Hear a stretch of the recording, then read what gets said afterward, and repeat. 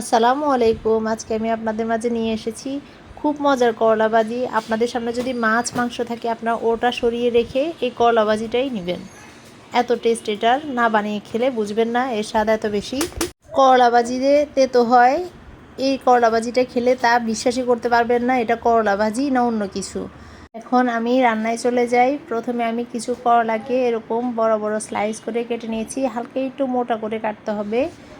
কাটার পরে এগুলো ধুয়ে পরিষ্কার করে নিয়েছি। করলা মোটেও পানিতে ভিজিয়ে রাখবেন না, ধুয়ে সাথে সাথে একটা ঝাঁঝরে বা বলে উঠিয়ে নেবেন। এরপর আমি এর মধ্যে হাফ চা চামচ লবণ, হাফ চা চামচ হলুদ গুঁড়া, হাফ চা চামচ ধনিয়া গুঁড়া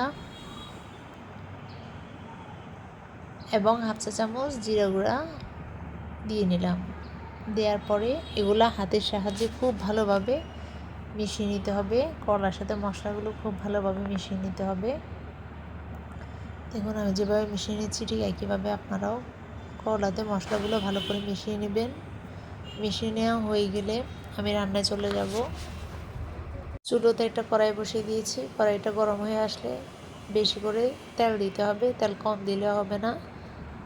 তেল একটু বাড়িয়ে দিয়ে এভাবে করে করলাগুলো দিয়ে নিতে হবে। দেখুন আমার করলা সবগুলো দেওয়া হয়ে গেলে আমি এগুলো একটু তেলের সাথে নাড়াচাড়া করে এরপর সবগুলো পুরো কড়াইয়ে ছড়িয়ে দিব। আপনারা চেষ্টা করবেন এটা বড় কড়াই ইউজ করতে, যাতে এগুলো ছড়িয়ে রান্না করা যায়, ভাজি করা যায়। এগুলো খুব হালকা করে ছড়িয়ে দিতে হবে চারপাশে, যাতে খুব ভালোভাবে ভাজি হয়। আমি যেভাবে ছড়িয়ে দিয়েছি ঠিক একইভাবে আপনারা এগুলো ছড়িয়ে দিবেন চারপাশে। ছড়িয়ে দেওয়ার পরে আগুন মিডিয়াম আছে রেখে এক পাশ যখন হয়ে যাবে তখন অপর পাশ উল্টিয়ে দিবেন। করলা ভাজি করার সময় কিন্তু খুব ঘন ঘন নাড়তে যাবেন না, নাড়তে গেলে এগুলো তিতা হয়ে যায়। চেষ্টা করবেন খুব কম নেড়ে এগুলো ভাজা করতে।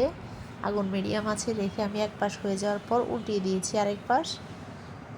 দেওয়ার পরে আবার আমি আগুন মিডিয়াম আছে রেখে অপর পাশটাও ভেজে নিব। দেখুন আমার ফুল ভাজা কমপ্লিট হয়ে গেছে। ভাজা কমপ্লিট হয়ে যাওয়ার পরে আমি করলাগুলো একটা বাটিতে উঠিয়ে নিব। বাটিতে উঠিয়ে নেওয়ার পরে আমি যে কড়াইয়ে করলাগুলো ভেজেছি ওই তেলের মধ্যে কিছু পেঁয়াজ কুচি দিয়ে নিব। পেঁয়াজটা একটু বাড়িয়ে দিবেন। পেঁয়াজ কুচি দেওয়া হয়ে গেলে এগুলো ভালোভাবে তেলের সাথে নেড়ে ভাজা ভাজা করে নিব। আমি কোনো মশলা অ্যাড করব না এই পেঁয়াজের মধ্যে। আমি শুধু সামান্য পরিমাণ লবণটা অ্যাড করব, কারণ পেঁয়াজে একটু লবণ কম হইতে পারে, এই জন্য একটু হালকা লবণ দিয়ে নিব পেঁয়াজের উপরে। লবণ দেওয়ার পরে আমি আবার নেড়ে চেড়ে পেঁয়াজগুলো ভাজা ভাজা করে নিব। দেখুন ঠিক আমি যেভাবে নেড়ে ভাজা ভাজা করতেছি আপনারাও এভাবে নেড়ে মৃদু আঁচে রেখে এগুলো ভাজা ভাজা করে নেবেন। এরপর এর মধ্যে 4-5টা কাঁচামরিচ ফালি করে দিয়ে নেবেন। দেওয়ার পরে আবার আমি কাঁচামরিচগুলো একটু পেঁয়াজের সাথে ভালোভাবে নেড়ে নিব। আমি যে সিস্টেমে রান্না করতেছি ঠিক একইভাবে রান্না করে দেখবেন, এটার স্বাদ খুব অসাধারণ হয়। তিতা সামান্য পরিমাণও লাগে না। এটা যে তিত কলা খাচ্ছেন তা বুঝতেই পারবেন না। এরপর আমি ভেজে করে রাখা কড়াগুলো দিয়ে নিচ্ছি। দেওয়ার পরে আমি আবার এগুলো পেঁয়াজ মরিচের সাথে মিক্স করে নিব। খুব ভালোভাবে